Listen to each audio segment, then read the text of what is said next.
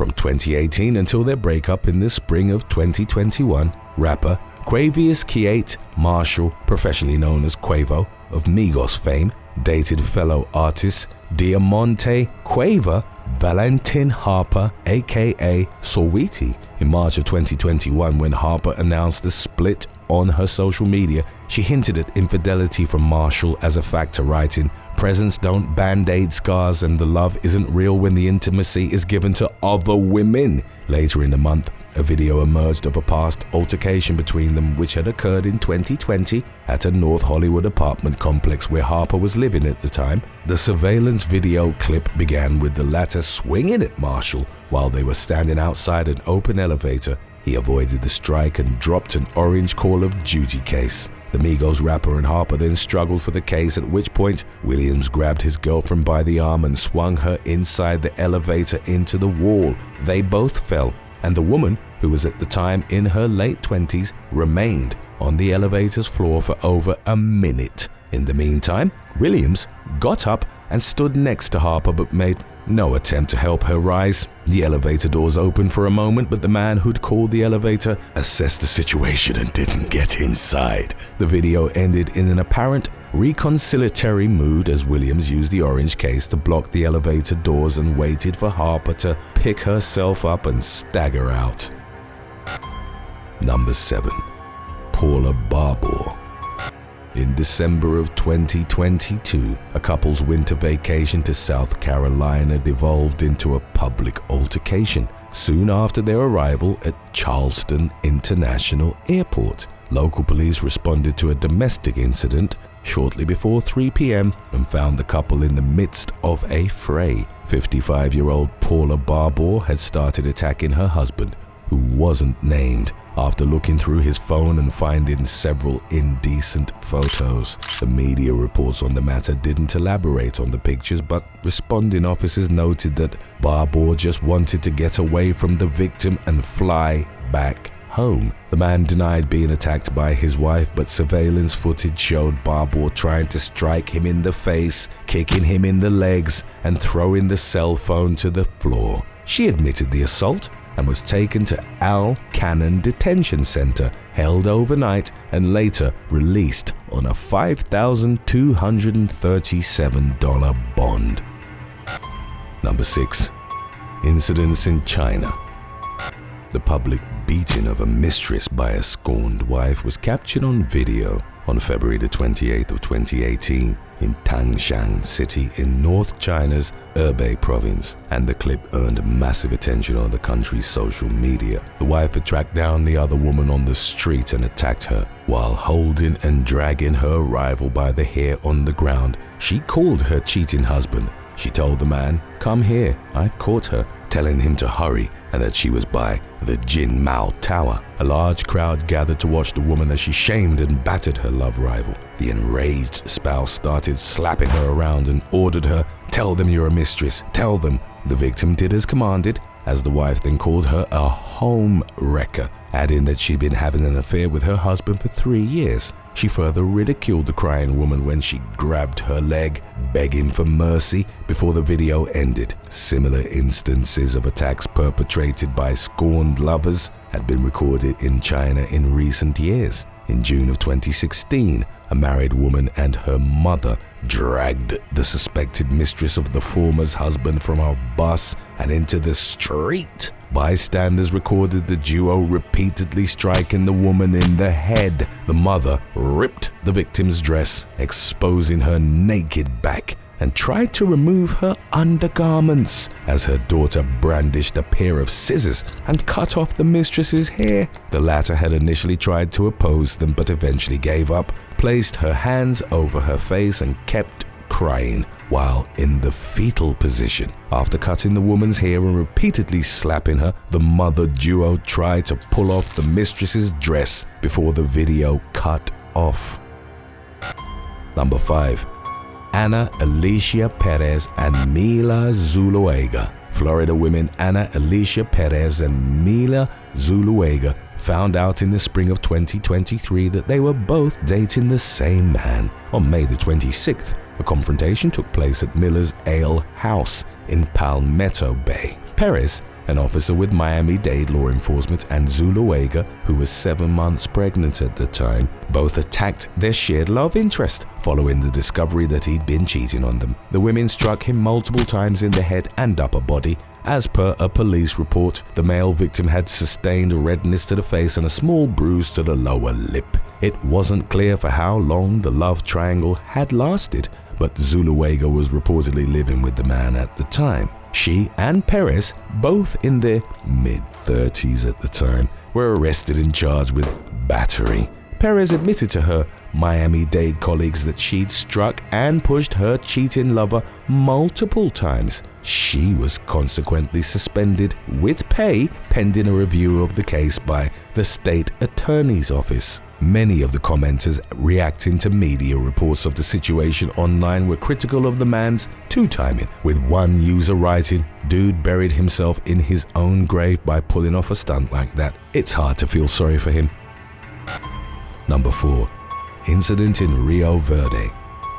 On February the 19th of 2017, a wild brawl broke out at a bar in Rio Verde, Brazil, after a woman confronted her husband and his mistress as they were sitting at a table. None of those involved in the love triangle were named, but surveillance footage clips of the melee went viral. The video began with the wife bursting into the establishment's patio area and slapping her cheating partner on the back of the head, then reaching across the table, grabbing his mistress by the hair and smashing her head into the table. As the man intervened to break up the altercation, his wife threw a chair at the other woman. The brawl then spilled into the street. While the married couple fought each other, a female friend who'd accompanied the wife tried to strike her love rival with a bottle. Bystanders eventually separated the two warring parties, and the alleged Lothario was recorded returning to the bar's patio area with his shirt torn from his back. Number 3. Reeves Weatherburn. On Valentine's Day 2016, Englishman Reeves Weatherburn booked a room at the Ritz in Mayfair, London, for himself and his partner, Shannon Fitch. The couple had dinner in the city centre, but afterwards, an unspecified argument erupted and 20-year-old Weatherburn stormed off, leaving Fitch alone for roughly 10 minutes. When the couple went back to the hotel, Fitch got herself ready for bed, but Weatherburn demanded they have intercourse. The young woman refused, and her boyfriend reportedly called her stupid for doing so. He then aggressively shook Fidge's arm and threw her onto the bed. The woman, fearing how far her boyfriend would go in the assault, started screaming, and the sound alerted fellow guests who called security. As Weatherburn was escorted out of the exclusive hotel, he lashed out and broke a window. He was subsequently arrested and charged with assault and criminal damage. In court, Weatherburn stated that his behavior had been affected by alcohol and claimed to have woken up in a holding cell with zero recollection of what he'd done. He addressed the bench as "you guys" instead of the customary "sir" or "madam," and while referring to Fidge, Weatherburn said, "She knows that it was not me that night. It was me under a horrible influence." The young man went on to mention that Fidge had chosen to continue the relationship, but a prosecutor noted that she was unsure of her feelings at the time. Weatherburn ultimately pleaded guilty to his charges and avoided jail. He was given a community order with a 40-day rehabilitation requirement for his problems with alcohol. Number 2. Chow G.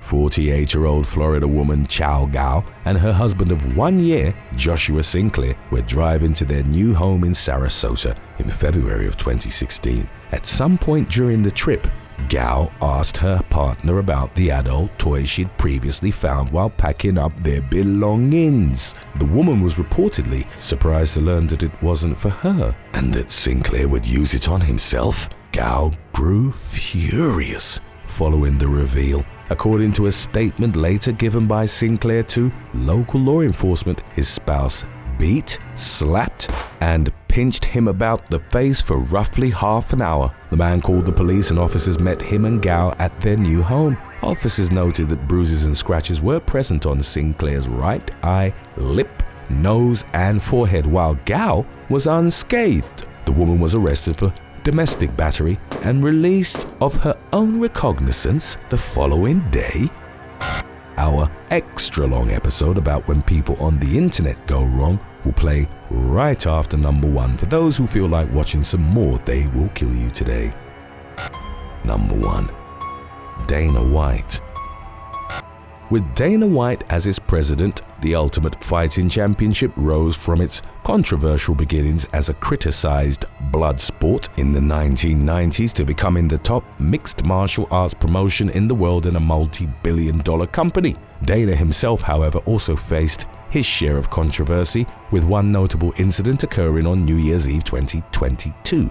At the time, Dana and his wife, Anne, with whom he shared 3 children, were vacationing in Cabo San Lucas. The couple and their friends were in a VIP area above the dance floor of El Squid Row when they were recorded having an argument, and suddenly slapped her husband, to which Dana reacted by hitting her back at least 2 times and tried to retaliate, but friends intervened and separated them. Dana faced public backlash over the incident, with many calling for him to be charged with assault and step down as president of the UFC. Dana didn't do so, but spoke to TMZ and expressed feeling embarrassed over the incident, saying, "I'm one of those guys who says there's never ever an excuse for a guy to put his hands on a woman, and now here I am on TMZ talking about it," and addressed the situation in the media as well, stating that things got out of control on both sides, before adding that she and Dana had talked things through and apologized to each other.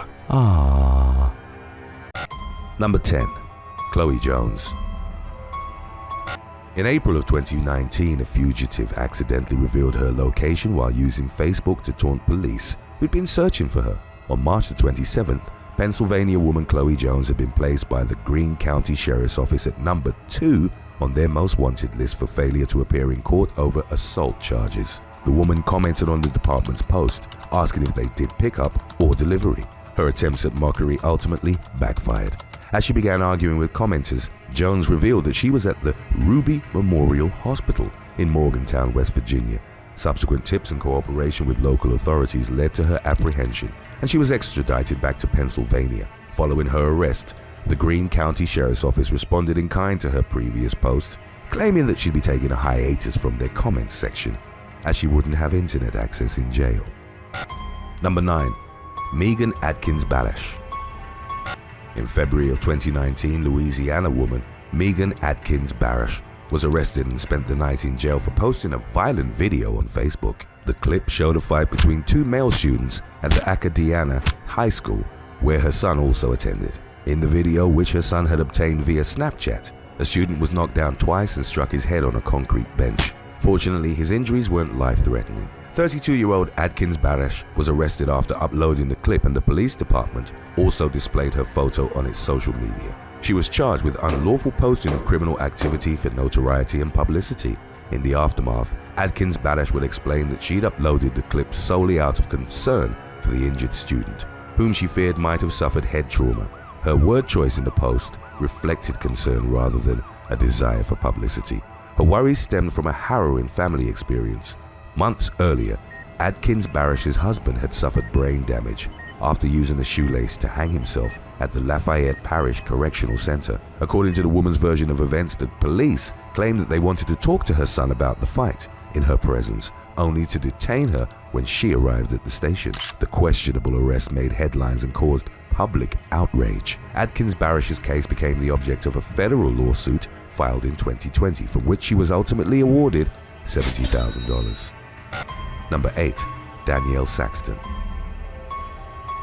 An Illinois woman was arrested in 2014 after uploading photos on Facebook in which she was wearing a stolen dress. Staff at Morty's clothing boutique reviewed surveillance footage from the store, and the owner asked social media users to be on the lookout for a neon leopard print dress, the singular item of its type they had in stock.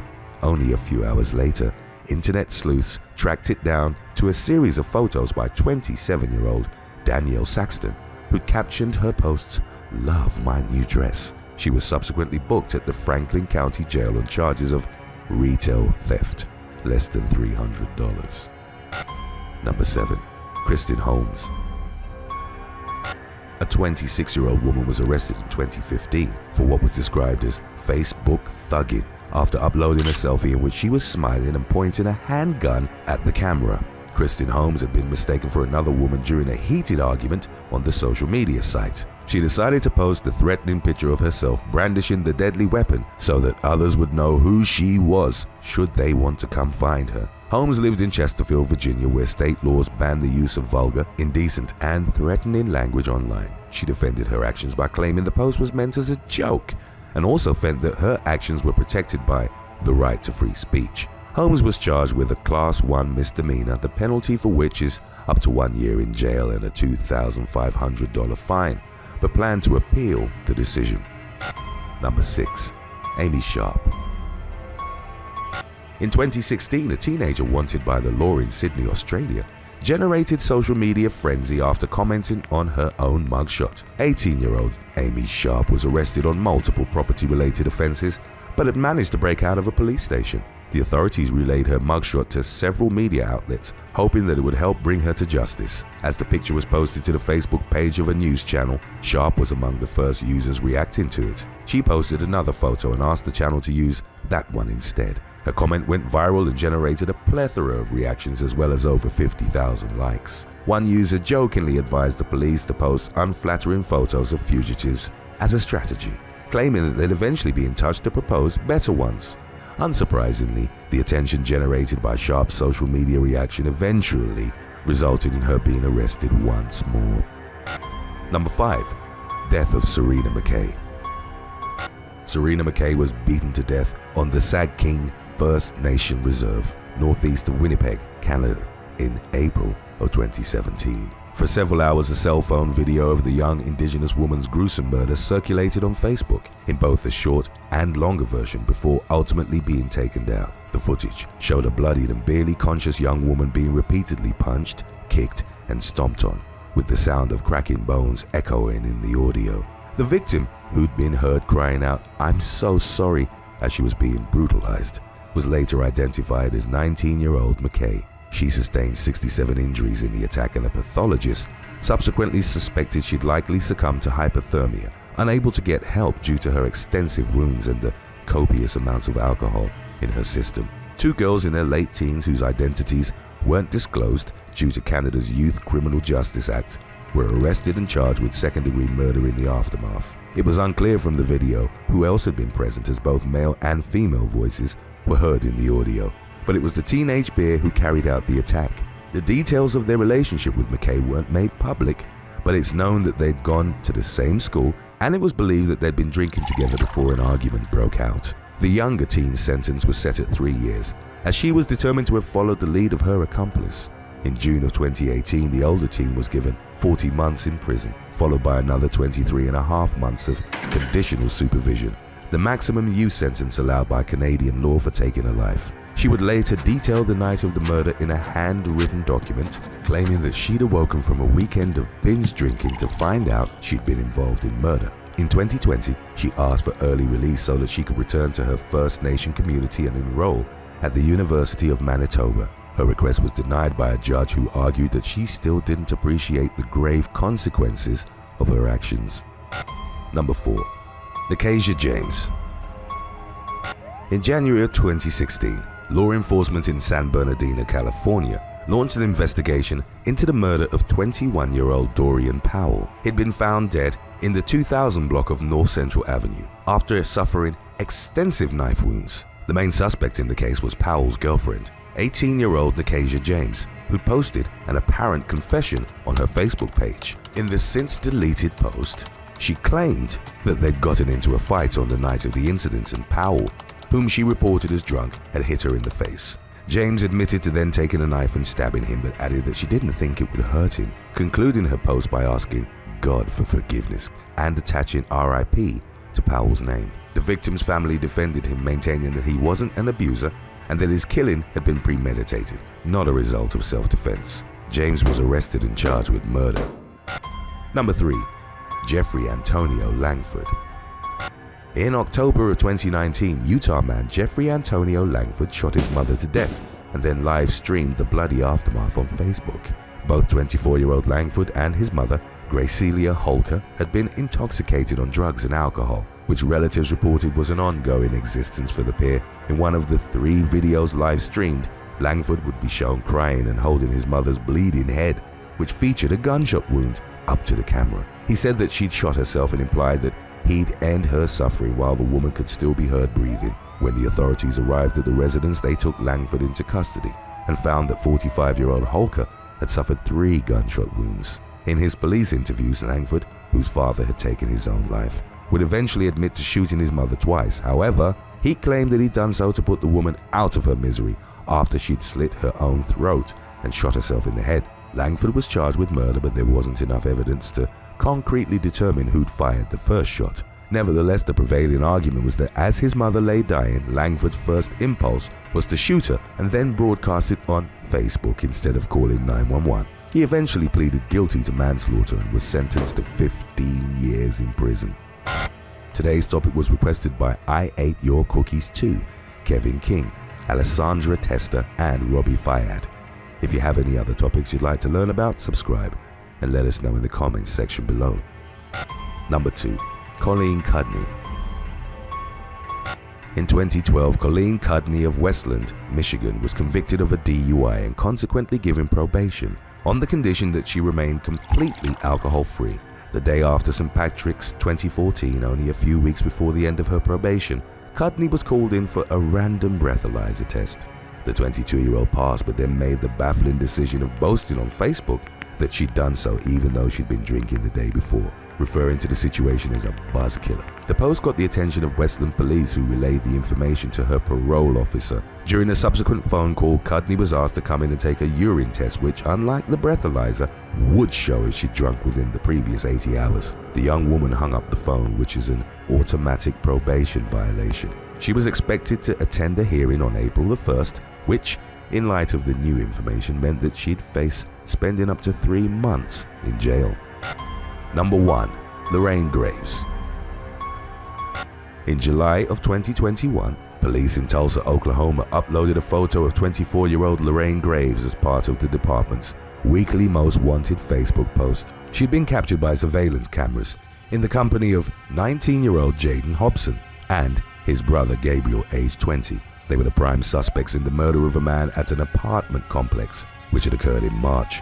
Graves, who was wanted as an accessory, used her real name and profile when commenting on the department's photo of her, jokingly asking about the reward money. While many reacted to her comment with laughing emojis, some warned her to stay off social media as she could be tracked. Within 24 hours, Graves was in police custody and held on a $500,000 bond. Tulsa authorities announced her capture in a post that showed Graves smiling to the camera as she was being processed. Number 9. Amanda Andrade Maturana.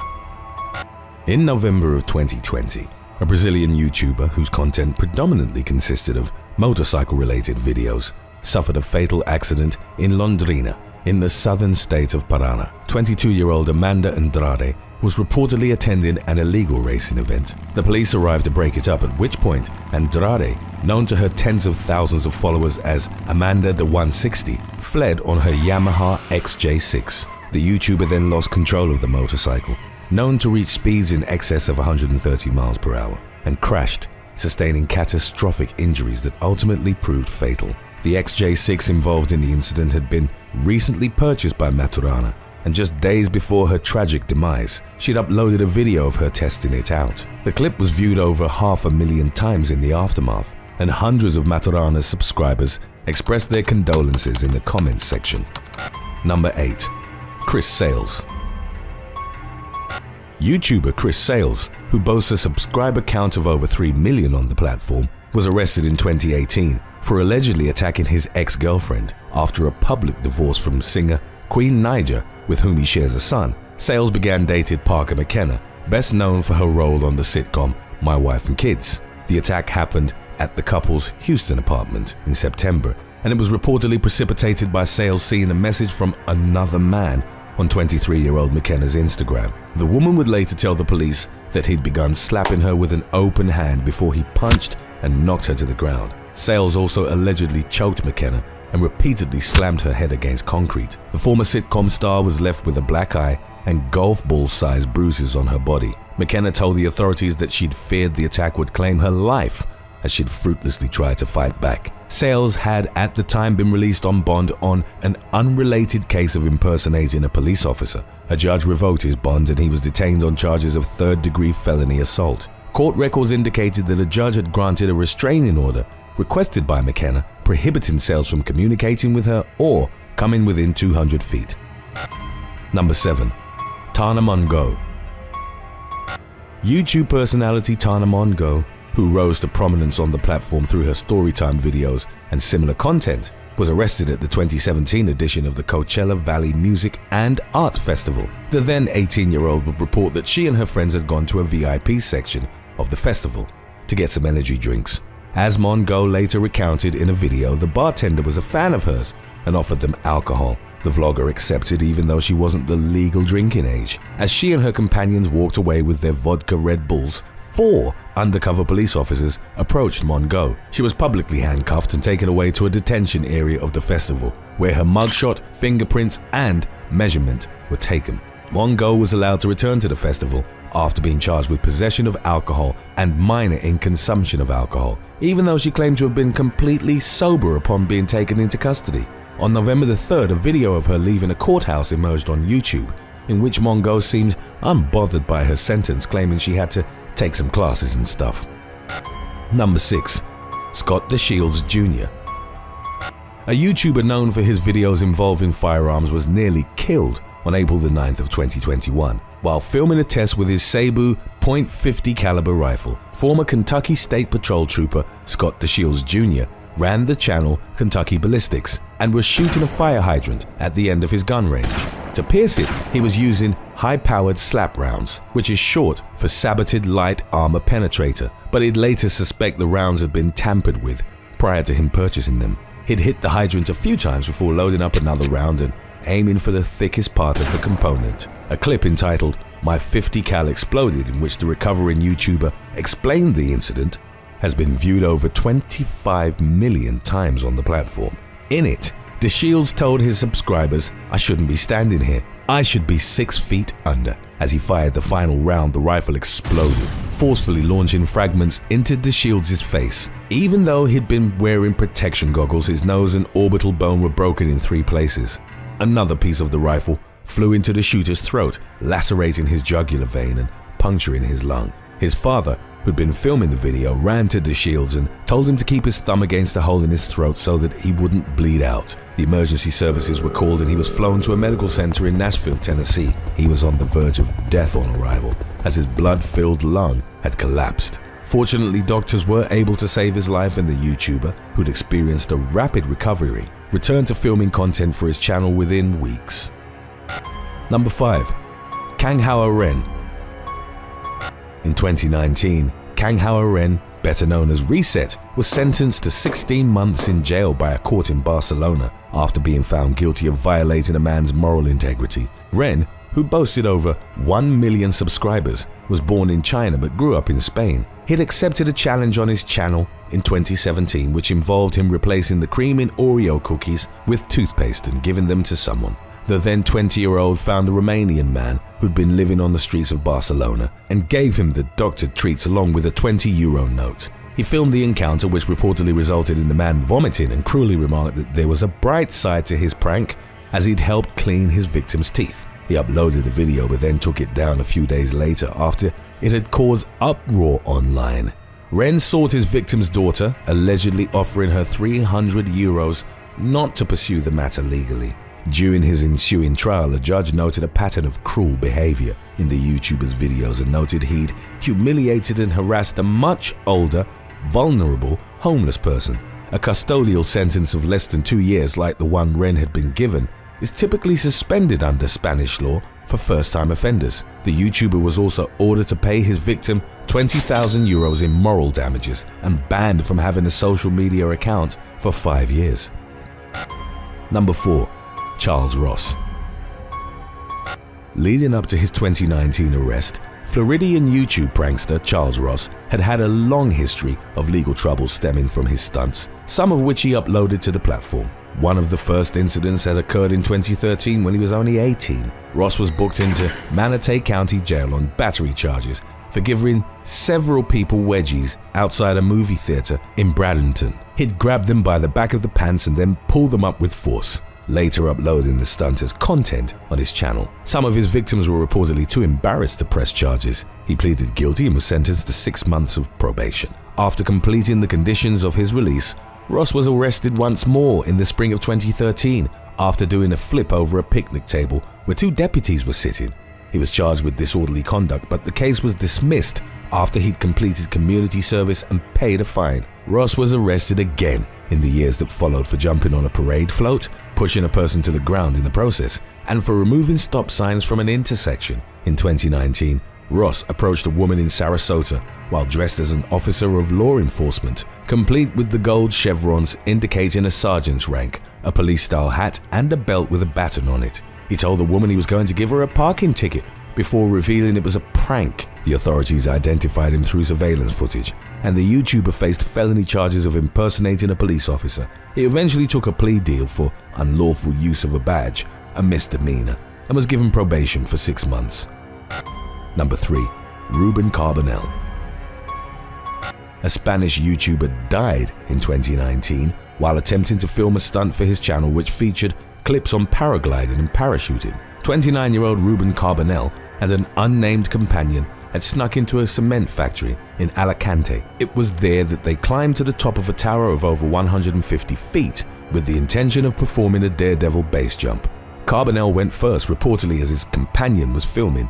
Unfortunately, his parachute didn't open and he impacted the ground from a height nearly equivalent to that of Paris's Arc de Triomphe. The YouTuber's friend contacted the emergency services and they arrived at the scene but could do nothing to save Carbonel's life, as he'd suffered catastrophic injuries in the fall. The authorities launched an investigation to determine the circumstances surrounding the man's death, including how he and his companion had gained access to the Cemex factory, which had surveillance cameras and private security on staff. Today's topic was requested by Instagram follower Daddy Gateses. If you have any other topics you'd like to learn about, subscribe and let us know in the comments section below, or follow us on Instagram and reach out to us there. Number 2. Andrade Pizza. In October 2021, a statement was released by the Moscow City Court reporting that a YouTuber was sentenced to 5 years in prison for illegally obtaining and disseminating Russian state secrets. 37-year-old Andrade Pizza had over 800,000 subscribers on his channel Urban Tourism, where he uploaded videos of him exploring abandoned industrial sites, cities, subways and bunkers. Pizza, a Russian-Ukrainian citizen, was arrested amidst rising tensions between the two nations. The authorities didn't elaborate on the nature of the information he'd been accused of obtaining, beyond saying that it had to do with the design and technical features of classified facilities. The state-run TASS news agency reported that it was concerning the Moscow Metro and Metro 2. The latter is a purported massive underground network that runs parallel to the existing Metro 1 in the capital city and suspected of being even larger than it, connecting various places of importance. The existence of Metro 2 hasn't been officially acknowledged by the Russian government. The news agency reported that through his urban exploring, Pizza had gathered information about the underground system and then crossed the border to the Ukraine while in possession of state secrets. Other speculative journalistic efforts on why the Federal Security Service had initiated its investigation on the YouTuber focused on a radar system at Olenogorsk, north of the Arctic Circle. It was officially reported as operational and well-funded, but by filming its ruins, Pizza had either inadvertently or willingly revealed a misappropriation of military funding. Number 1. Trey Eric Cesler. Trey Eric Cesler, also known as Mr. Anime, was among the first YouTube anime reviewers credited with laying the foundation for the massive community that currently exists on the platform. He started uploading videos in 2006 and became popular through his straightforward and honest reviews, but gradually his content began to show signs of his waning mental health. It came to feature research on serial killers and abusing animals, as well as clips of him using firearms. On the morning of March the 20th of 2012, Cesler lured his mother, 57-year-old Rhonda, to the garage of the family's home in Waller, Texas. It was there that he fatally shot her in the chest at point-blank range with a shotgun. 22-year-old Cesler then executed his older brother Mark via a gunshot to the head. His father was awoken by the commotion and went to the living room to investigate, at which point Cesler gunned him down as well. In the aftermath of the YouTuber's rampage, investigators suspected he'd killed his family to spare them the consequences of what he'd planned to do next. He drove to Waller High School down the street, carrying a carbine rifle and over 100 rounds of ammunition. The YouTuber had intended to kill at least 70 students at the school's pep rally. He sat in the parked car but ultimately gave up on the mass murder, later stating that it was getting all too real, and returned home. The police arrived to arrest Cesler at the residence, which they reported looked like a war zone. Cesler had written messages on the walls including, "Why did I do this? I love my mom, dad, and brother." The YouTuber was subsequently sentenced to life in prison. Number 8. Micah Salaman. In July of 2020, a vlogger from the Philippines was taken into custody by authorities in Honolulu, Hawaii, for failing to comply with quarantine regulations. Just 4 days after she'd arrived on the island, 20-year-old Micah Salaman filmed herself dancing in a store and dining at a restaurant.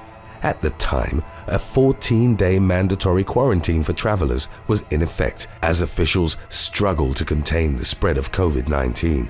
Salaman, who had millions of followers on YouTube and Instagram, filmed the videos in a Sephora at Ala Moana Center and at a Korean restaurant on Keomoko Street. The footage of her out in public was shared by a tourism authority with Attorney General's special agents, thus leading to the young vlogger's arrest.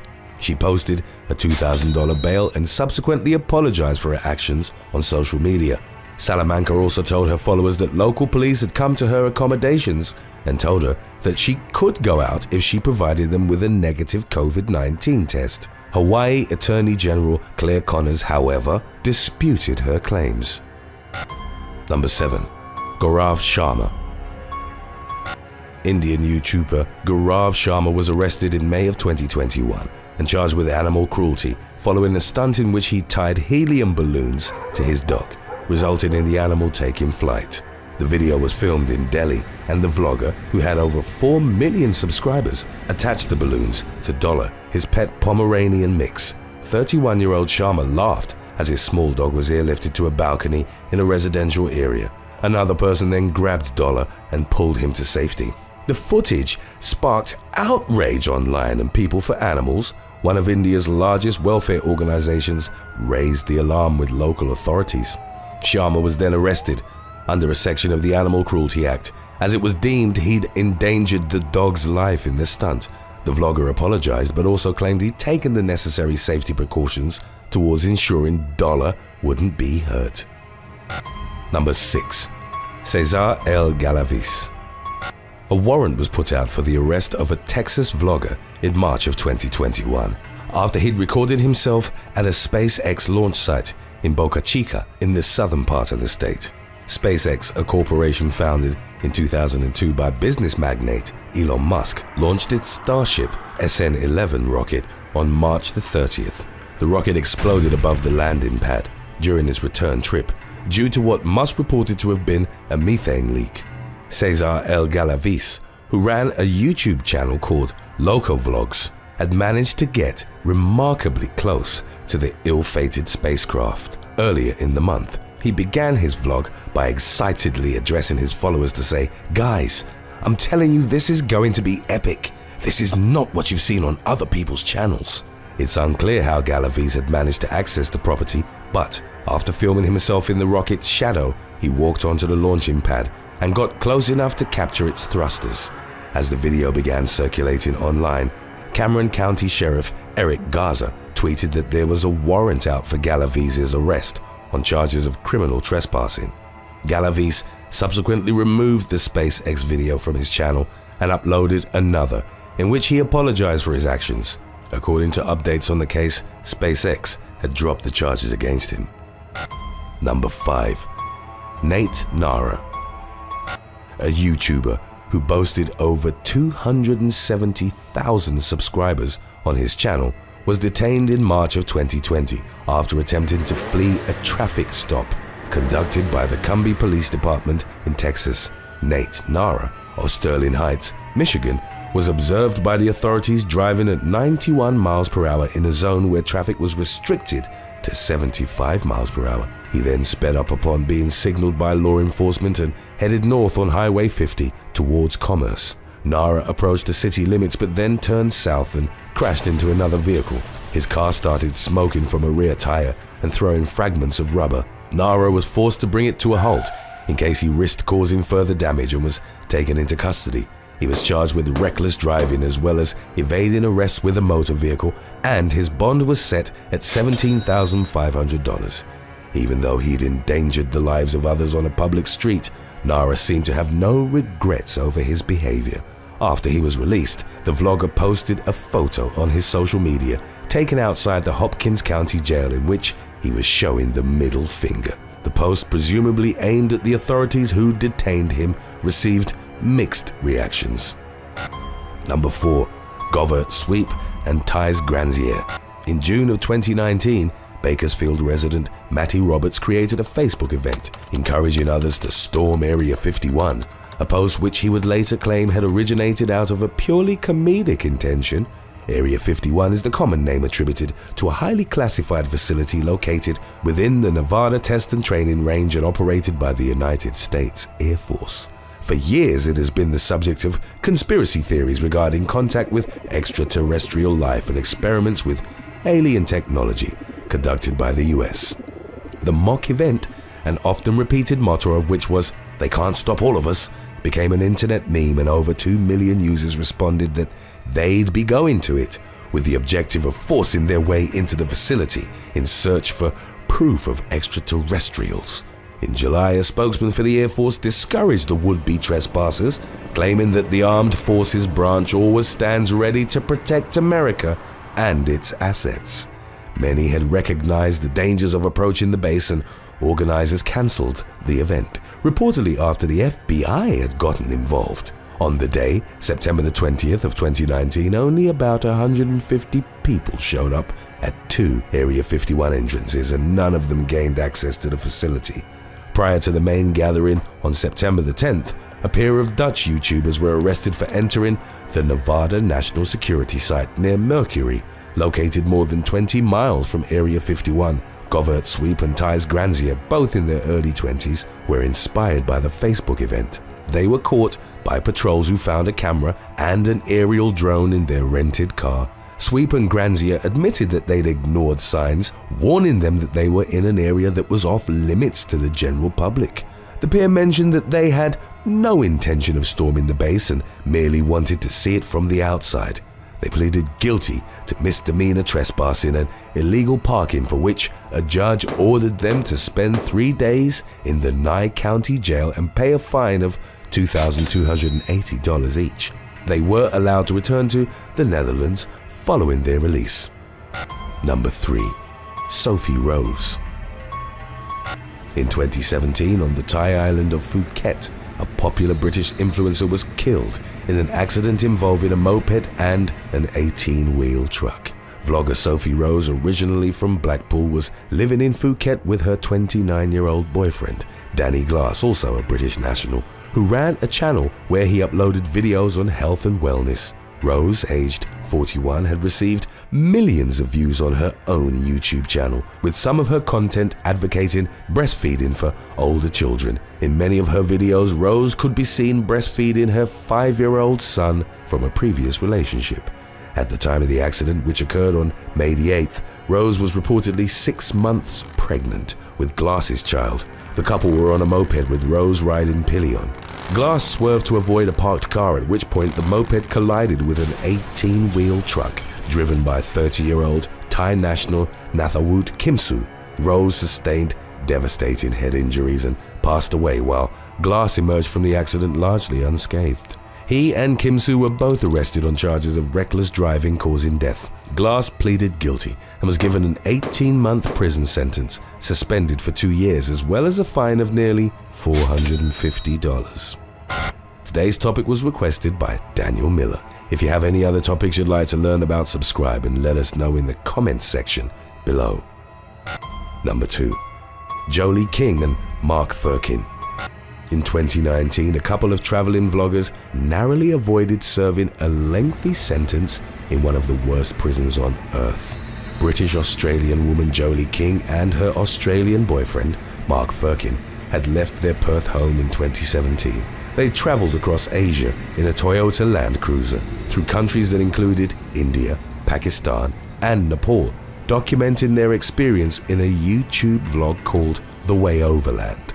Through their videos, the couple reported that they hoped to inspire others to travel but also dispel some preconceived notions about parts of the world that often got a bad rap in the media. King and Firkin's adventures eventually led them to Iran in the summer of 2019.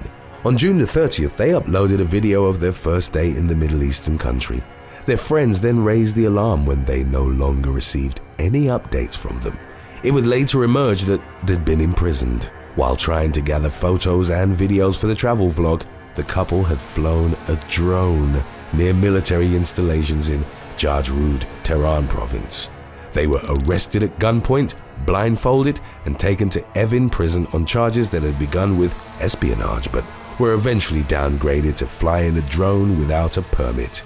Evin prison, located in the eponymous neighborhood in the country's capital, is a facility that has been accused of serious human rights abuses and which one inmate described as a black hole of evil.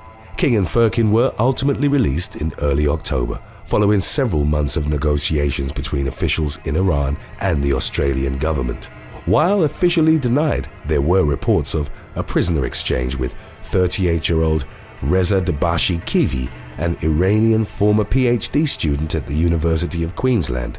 Kivi was accused of conspiring to export restricted US defense articles to Iran, which could be used to detect stealth planes or missiles. He'd been arrested in Australia in 2018 and awaited extradition to the US, but the state media in Iran reported that he'd returned home. King and Firkin asked the media for privacy in the aftermath of their release, but stated an intention of eventually resuming their travel vlog. Number 1. Logan Paul. In December of 2017, YouTuber Logan Paul, a popular creator with millions of subscribers, and a group of his friends went to Japan, planning, among others, to camp in the Aikogara forest at the base of Mount Fuji. The forest is infamous for being a place where people choose to end their lives. Paul, then in his early 20s, and his companions entered the forest and found the corpse of a man who'd hanged himself. They cancelled their camping plans and alerted the authorities, but then, on December the 31st, Paul uploaded a vlog to his channel depicting the deceased man's body. Paul faced major backlash over the vlog itself and for how he and his group had reacted during the incident.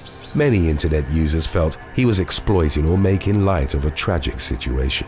The vlogger's overall behavior in Japan, a country that emphasizes propriety in social interactions, was also considered distasteful. He'd removed his clothes in a crowded street, jumped on a moving forklift at a fish market, and threw a giant pokeball at citizens, including a Tokyo police officer. In the aftermath of the Aikogara vlog, many of the projects that Paul had in development were cancelled, and there was a petition with over 500,000 signatures for him to delete his channel. Paul removed the video from his channel and issued an apology over Twitter, which was largely perceived as disingenuous. He issued further apologies and donated $1 million to prevention agencies that helped people who struggle with thoughts of self-harming. Following a brief hiatus, Paul returned to his daily vlogs on February the 4th of 2018. Number 7. Marissa Williams. In April of 2014, Alabama woman Patra Williams took in her 19-year-old niece, Marissa, but the relationship between the two rapidly became strained. The teen perceived her aunt as controlling, while Patra had grown frustrated by Marissa constantly talking to men online and inviting them to the home she shared with her son and fiancé.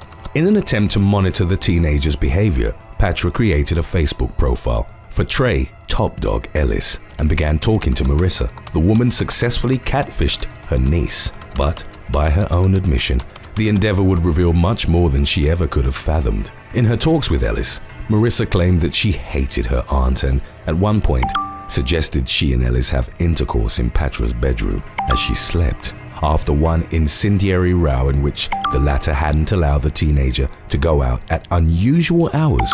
Marissa asked Ellis to kill her aunt, unaware that they were the same person. Marissa explained in detail how he could get to her aunt's bedroom and, if Ellis faced resistance, also suggested he kill Patra's fiancé, son, and the family dog. Judging from the precise instructions Marissa had provided and the fact that she'd begun packing her belongings, Patra began fearing for the safety of her family. She called 911 and Marissa was arrested, shocked to learn that her aunt was actually the same person she tried to enlist as a hitman. Marissa was arrested for solicitation to murder but escaped while on probation and has been a fugitive ever since. Number 6. Jake Davison.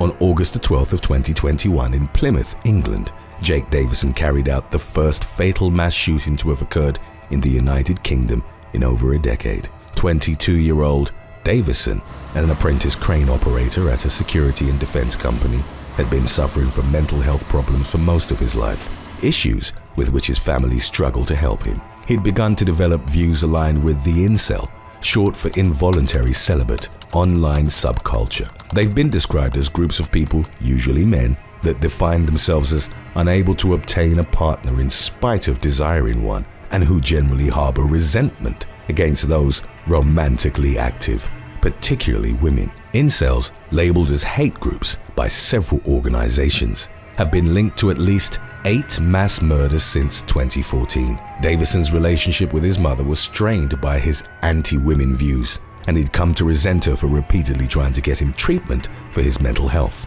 On August the 12th, an argument broke out at their residence on Biddick Drive in the Keyham area. Davison killed his 51-year-old mother before wandering the streets armed with a pump-action shotgun, which evidence suggested had been legally obtained. He fatally shot 2 more people and injured 2 others on Biddick Drive before killing a man in a nearby park. Davison then went to Henderson Place, where he mortally wounded a 66-year-old woman, telling a passing resident there was nothing to worry about. Witnesses reported that he carried his shotgun like a soldier would and patrolled the streets with a blank expression. At 6:23 p.m., he turned the weapon on himself and ended his life. Local police haven't identified a definitive motive, but in the tragedy's aftermath, it was reported that a triggering factor behind Davison's rampage may have been a catfishing scheme. He'd allegedly told his friends that he'd found the one online and that she was an American gym instructor. Davison had been chatting with her every night, but at one point, she asked for money to travel to the UK and see him. Davison didn't have the money she'd asked for, and his prospective lover stopped talking to him. Upon realizing he'd been catfished, the incident allegedly further fueled his misogynistic views, leading up to the conflict with his mother and the mass shooting. Number 5. Deontay Hicks. In May of 2020, Dallas man Deontay Hicks drove from Dallas to Houston to be with a woman he'd been talking to online. On May the 10th, he stood outside his car in the 1000 block of Center Parkway, presumably waiting for his date. It was there that the 27-year-old was gunned down and robbed. His family believed that the incident had been the culmination of a catfishing scheme concocted by the robbers to lure Hicks to the location. 2 unidentified African-American suspects were spotted fleeing the scene on foot in an unknown direction of travel. The victim, a father of 1, was taken to a local hospital where he succumbed to his injuries. No arrests have been made in connection to his murder, and his family traveled to Houston in the aftermath and began spreading flyers. They hoped to drum up new leads for local law enforcement, whom they felt hadn't done enough towards bringing Hicks's killers to justice. Number 4. Camila Zidan. In 2013, an Australian woman took her own life by plunging from a cliff in Sydney's east after her online boyfriend had ended their relationship. It subsequently emerged that the heartache which had led to 20-year-old Renee Marsden's death had been the result of a catfishing scheme orchestrated by her former best friend, Camila Zidan. The latter had taken the Facebook photos of a young man she'd randomly met at a nightclub and began building the identity of Braden Spiteri, through which she started talking to Marsden online. Spiteri claimed that he couldn't be visited because he was an inmate at the Goulburn Correctional Center after he was convicted of manslaughter over the death of a friend in a car crash. As their romance blossomed, Marsden and Zidan's relationship had begun to deteriorate. It had become evident to the former's friends and family that Zidan had developed an obsession for her, with reports of stalking and physical altercations. Marsden began to distance herself from Zidan as her relationship with Spiteri progressed, unaware that they were one and the same person. Prosecutors would later argue that after Marsden had broken free of the controlling, real-life friendship, Zidan ripped the fictitious Spiteri away from her as punishment. On August the 5th, the day of her death, Marsden received a breakup message from the man she loved and with whom she'd been talking for over a year. She consequently jumped from the cliff and her body was never found. The authorities launched an investigation into her death, and the connection between Zidan and Spiteri emerged. Her home was searched, but the phone she'd used in the catfishing scheme wasn't recovered. Zidan later claimed that she and Marsden were in a romantic relationship and that, believing others wouldn't accept them, created Spiteri together in order to freely communicate through the profile. Evidence, as well as witness testimonies, indicated that Marsden was unaware of Spiteri's true identity. In spite of her apparent culpability, as there aren't laws against catfishing among adults in Australia, Zidan was never charged. Number 3. Denali Brer. In early June of 2019, an Alaska teen was catfished into killing her friend by a man with whom she developed a relationship online. Denali Brer, aged 18, was offered $9 million to abuse and kill someone and to document the ordeal. She chose Cynthia Hoffman, a developmentally disabled teenager who trusted Brer and regarded her as her best friend. The man with whom the prospective killer had been talking posed as a millionaire named Tyler, but in reality was 21-year-old Darren Schillmiller from Indiana, nearly 4,000 miles away.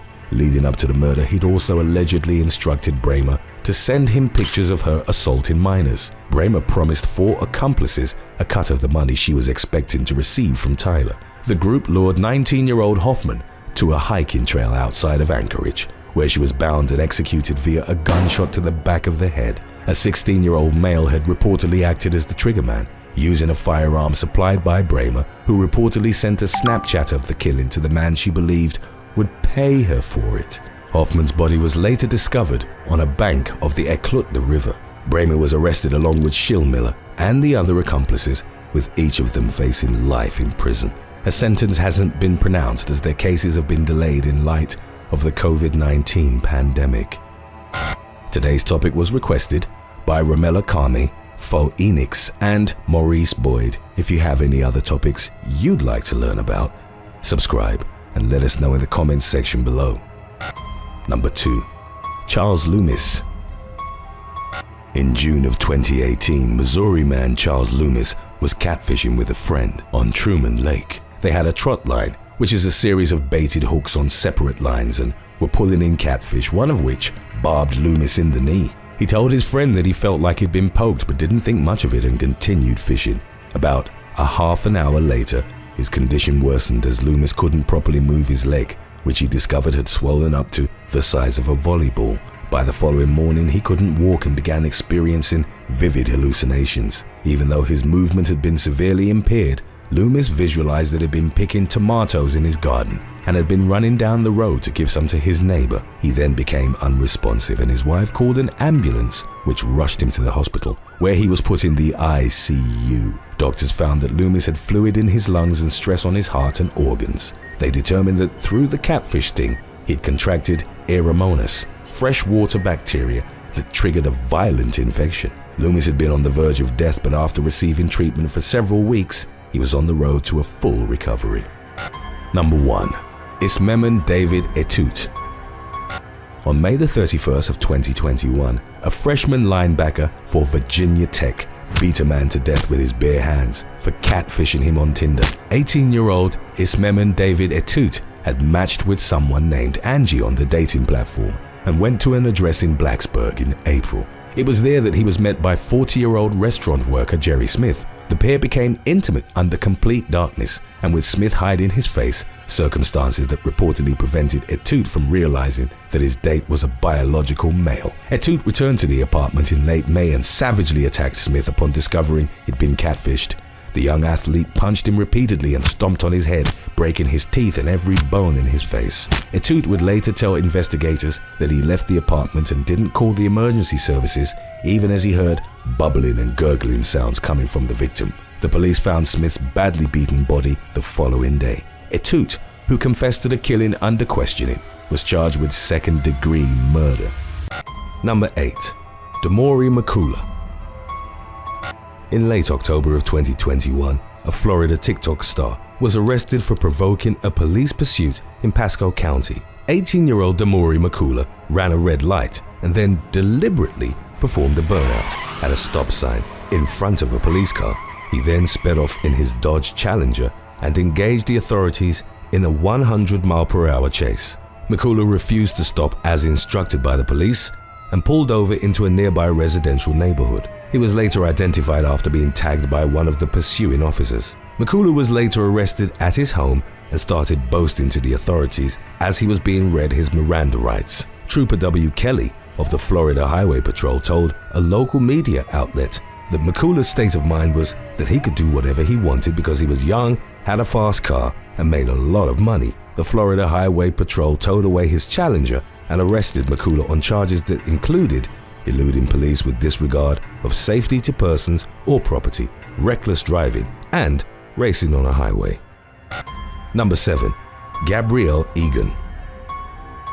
TikTok star and U.S. military veteran Gabrielle Egan was arrested in the summer of 2021 for a violent outburst at the Marquee Pool Club in Las Vegas. Aside from boasting a following of an estimated 3 million on the social media platform, 21-year-old Egan was known as the podcast co-host of MTV's Teen Mom 2 alum Janelle Evans. The trip to Las Vegas was meant as a celebration of her 3-year wedding anniversary. It's unclear what had prompted her disorderly behavior, but Egan had begun screaming at other club patrons, prompting security to approach her. She was asked to leave but refused to do so, at which point staff detained her for trespassing and contacted the authorities. A scuffle then ensued in which Egan tried kicking a security guard between the legs. Fortunately, the man had read the situation and managed to deflect the strike. When police arrived at the scene and placed Egan in handcuffs, she attempted the same kick on an officer, but hit his knee instead of the intended target. The young woman struggled to break away as law enforcement tried to contain her, and also struck an officer in the nose with the back of her head during an attempted search. She then went limp, forcing the authorities to carry her out to the cruiser, only to then start threatening them on the way to jail. Egan was booked on 2 counts of battery and interference with a public officer. Number 6. Jaden Hostler and Bryce Hall. While on their way to a party, 2 of TikTok's biggest stars were arrested in Texas in May of 2020 and held on drug charges. Jaden Hostler and Bryce Hall, aged 19 and 20 respectively, were part of a collective known as the Sway House. They lived with other young social media influencers at a luxury Bel Air residence where they all created content together. Hostler and Hall were on a road trip from California to attend a party at a rented Airbnb in Texas and were stopped by the authorities in Giddings. Their arrest subsequently went viral on TikTok after an employee working at a restaurant nearby filmed it with her cell phone. The clip also showed the TikTok stars and others in their posse entering the establishment. Hall was given a misdemeanor charge of marijuana possession. Hostler was also charged with possession of less than 2 ounces of marijuana, but also with less than 400 grams possession of a controlled substance in Penalty Group 2, a second-degree felony. The authorities didn't disclose what the substance was, but the category contains most stimulants and hallucinogens. Both Hall and Hostler were later released on bail. Number 5. Ali Nazir Abulaban. In October of 2021, a TikTok influencer was arrested and charged with double homicide in what was reported to have been a crime born out of jealousy.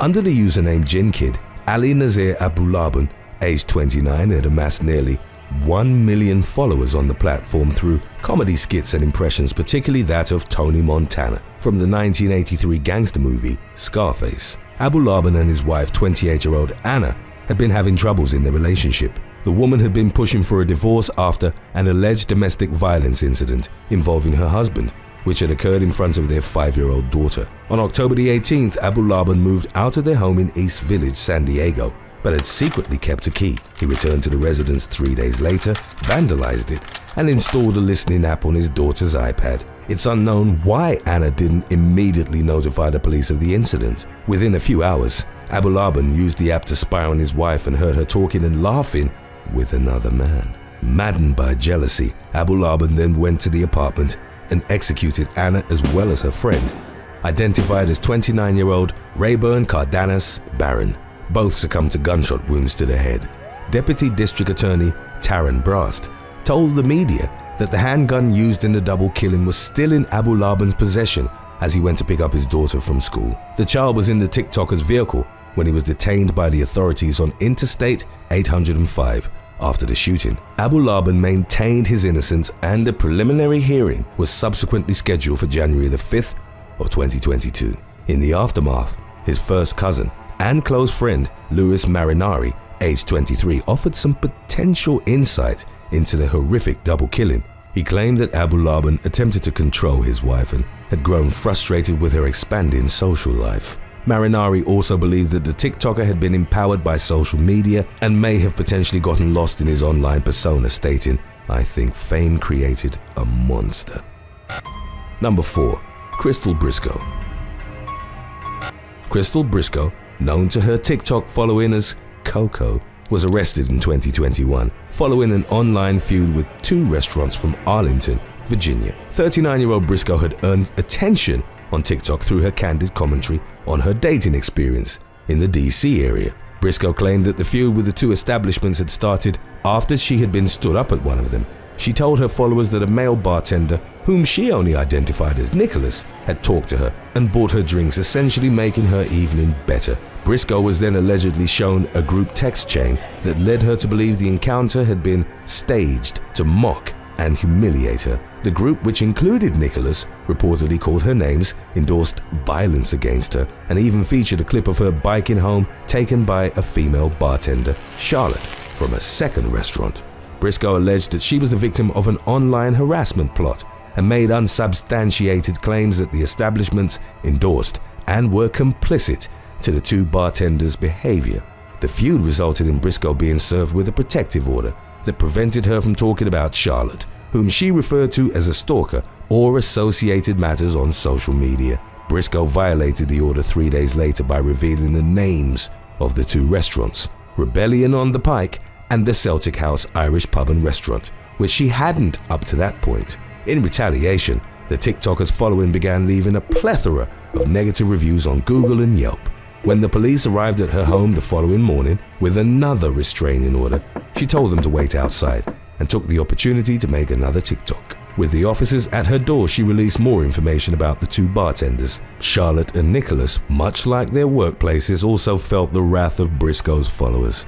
By their account, they'd only talked about Briscoe to warn others that she was a difficult customer. The TikToker was taken to jail for violating the order, but according to updates, the charges were dropped in September.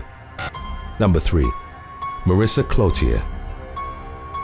On August the 25th of 2021, Marissa Cloutier, also known as Digital Princess on social media, was arrested for child neglect after neighbors found her 5-year-old son crying alone outside her Florida home. In addition to being a popular Twitch streamer and TikToker, 24-year-old Cloutier also created adult content for various websites, including OnlyFans. Officers were called to the residence at night and found the child distressed but unharmed.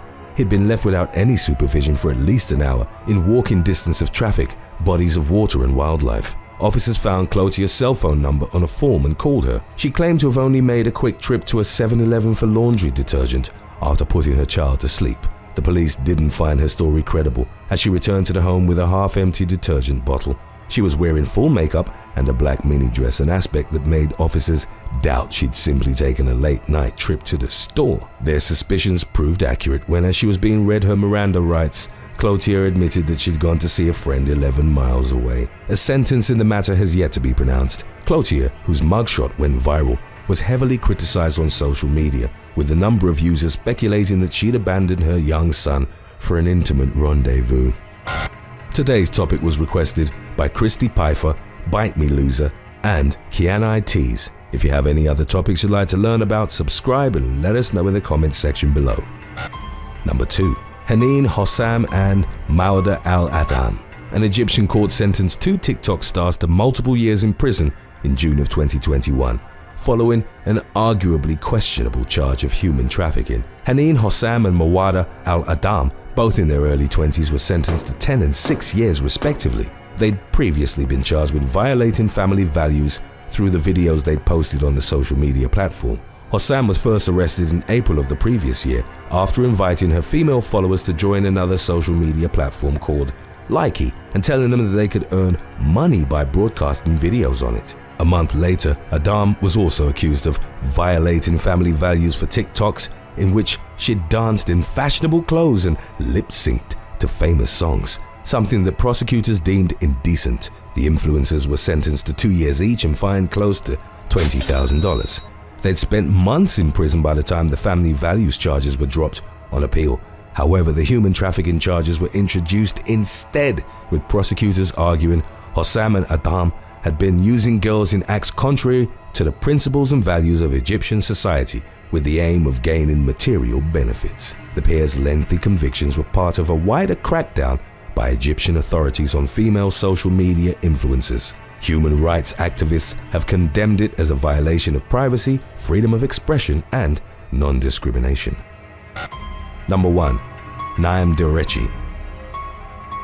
In the summer of 2021, Spain's biggest TikTok star came under fire and faced the possibility of spending 12 years in prison following remarks made during a YouTube interview. 19-year-old Naim Derechi boasted during the conversation that he tricked partners into unprotected intimate relations by telling them he's sterile. The comment sparked outrage from girls and women who pointed to the fact that Derechi had essentially admitted to criminal actions. As argued by Minister Irene Montero, the TikToker's words were particularly damaging, considering that his following on the platform was close to 27 million. Under the legal system in effect at the time, Derechi's actions would have constituted abuse. However, Spain had approved a draft bill for a new law, commonly known as the Only Yes is Yes law, which would essentially regard all forms of non-consensual intercourse as assault. If approved and if Derechi was to be convicted in accordance with it, he'd face a lengthy prison sentence.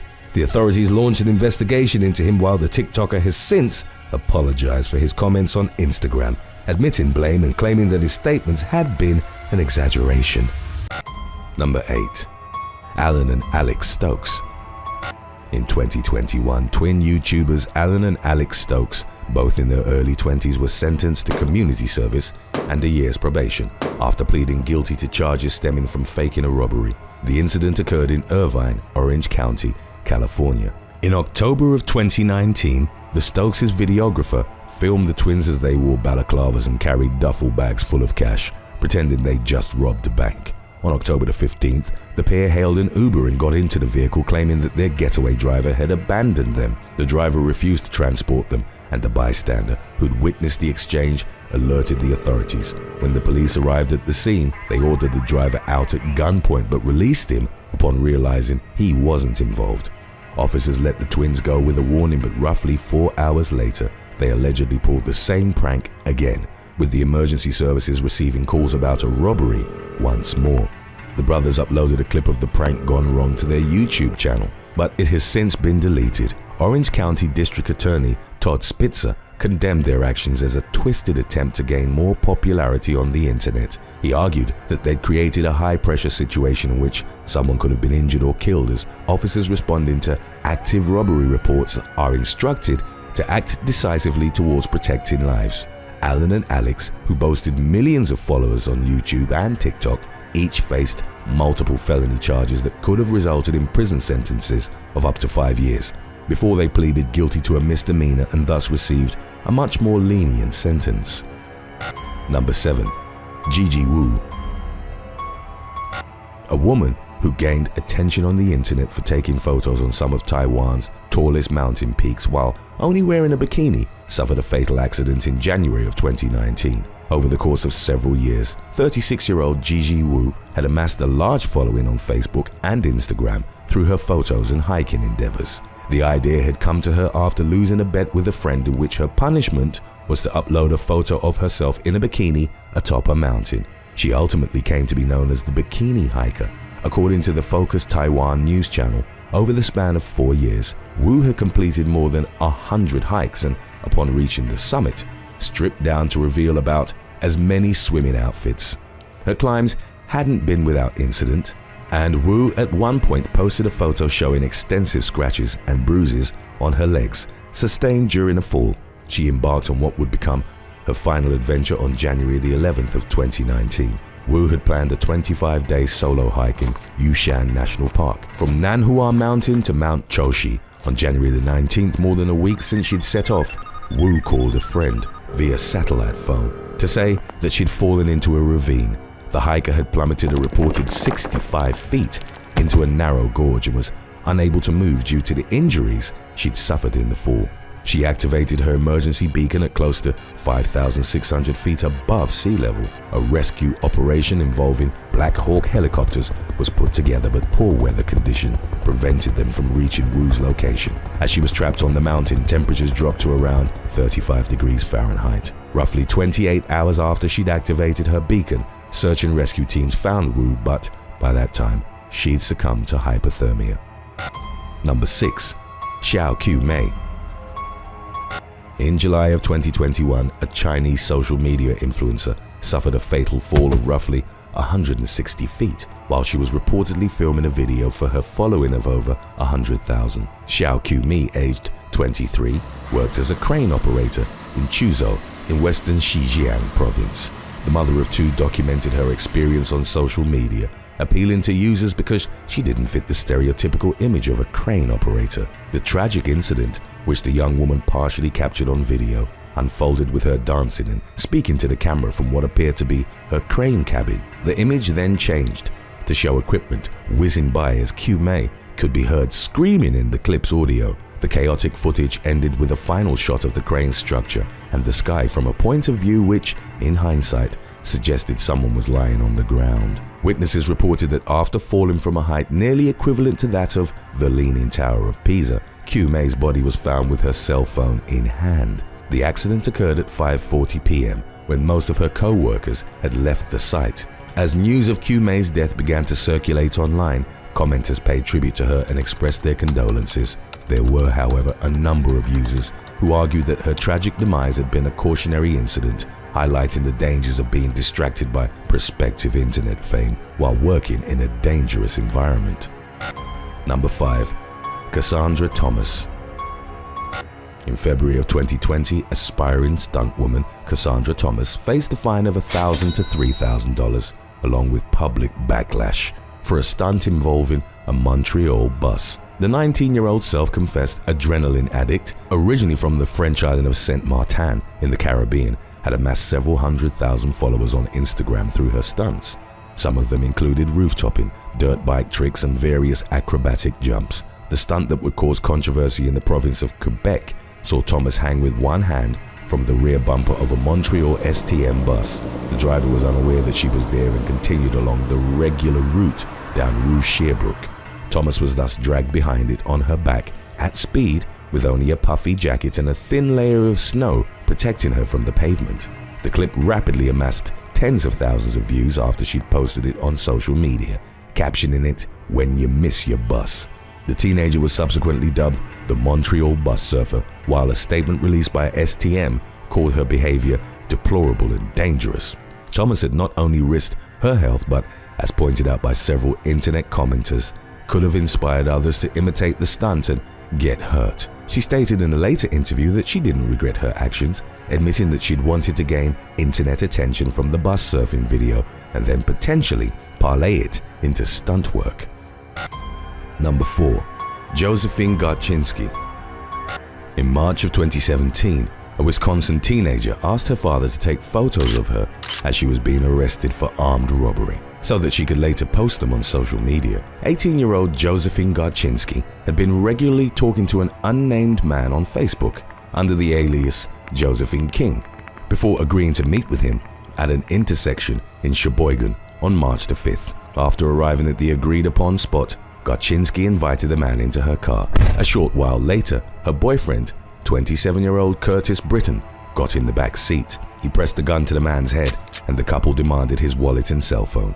The victim went to the police, who subsequently identified Garczynski through her Facebook profile and then interviewed her at her father's home. She initially denied knowing Britton, whom she'd reportedly been dating for about a year, but when pressed further, admitted to the armed robbery. As Garchinsky was being taken into custody, she asked her father to take pictures of her in handcuffs with the intention of uploading them on Facebook. Britton was also arrested at his home, where officers found marijuana, drug paraphernalia, and 2 BB guns. Both he and Garchinsky were charged with felony armed robbery. Number 3. Timothy Wilkes.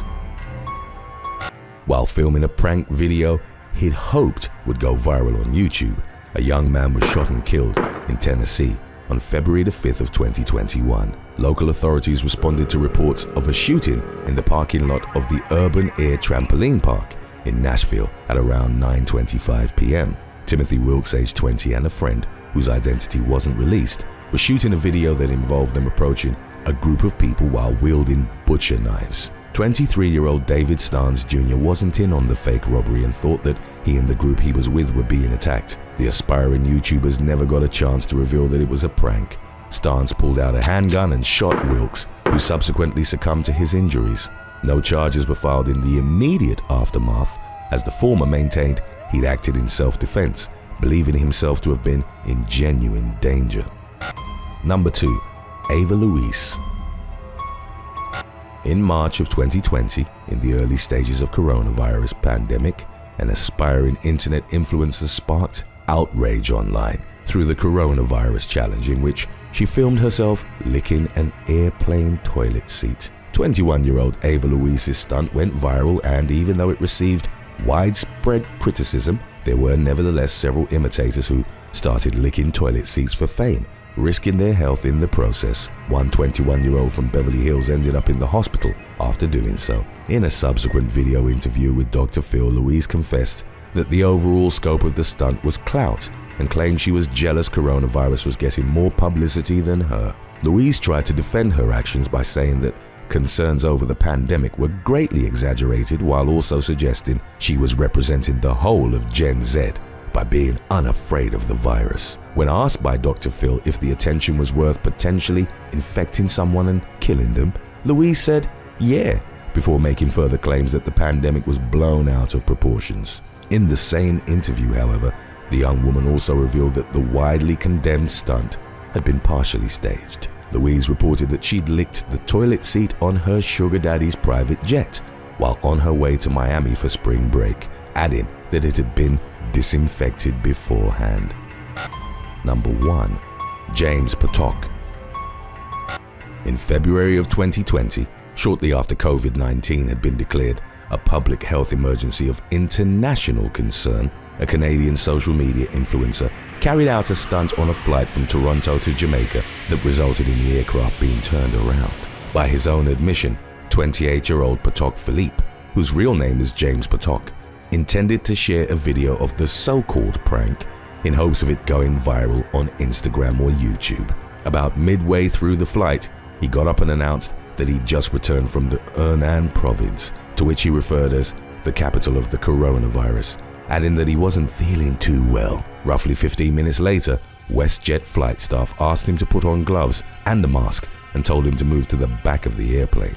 His claims were also shared with the pilot, and a decision was made to turn the airplane back to Toronto. A second flight out was also cancelled in the incident's wake, affecting the travel plans of 243 passengers. Many subsequently condemned Potok's actions as selfish and ignorant. He was assessed by medical experts who found that he was symptom-free, after which he was arrested and charged with mischief.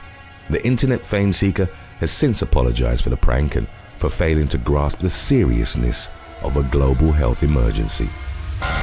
Thanks for watching. Who would you rather have by your side in a bar fight? Your partner or one of your parents? Let us know in the comments section below.